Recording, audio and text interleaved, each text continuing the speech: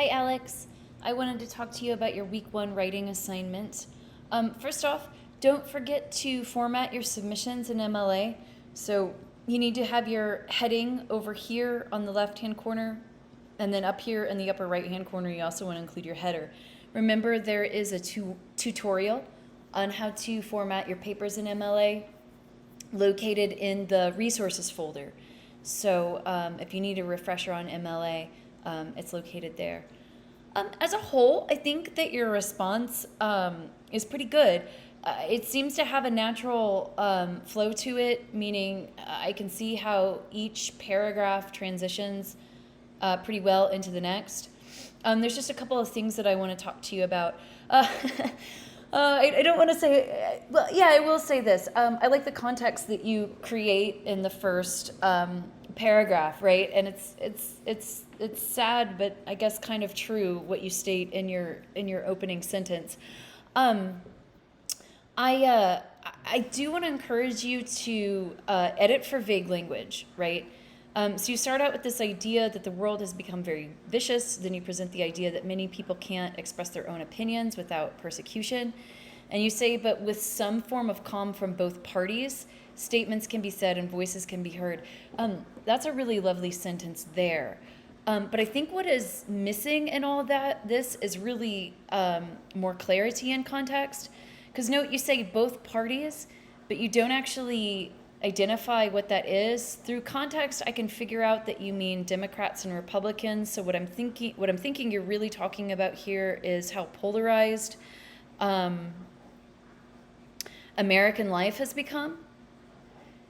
And that's probably, well, I mean, that's honestly, it's due to political rhetoric, but it's also probably due to social media as well.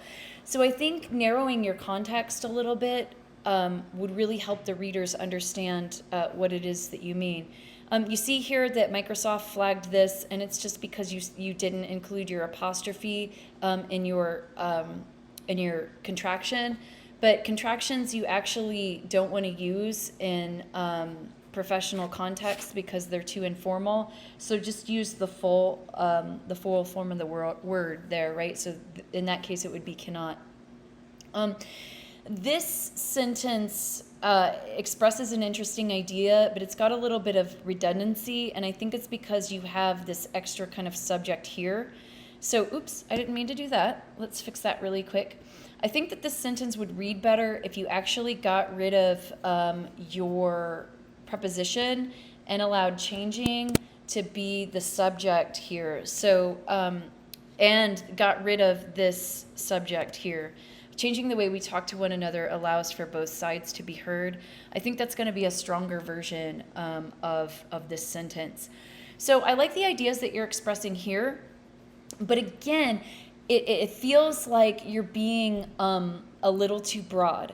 So if you remember the prompt asks you to think about a specific circumstance where you got into a disagreement with another person. So using a little mini narrative here, right, being more concrete, discussing I got into an argument with a friend or with a significant other or a family member, and here's what we talked about, here's what happened, right? Just making that more concrete, but while expressing the same ideas that you have here, I think will make your response much stronger. So when it comes to supporting details in professional writing, the more concrete and immediate you can make it, the better your writing will be, okay? So that's a good thing to keep in mind. So present a claim and then try to bring in specific examples or evidence to support it. All right?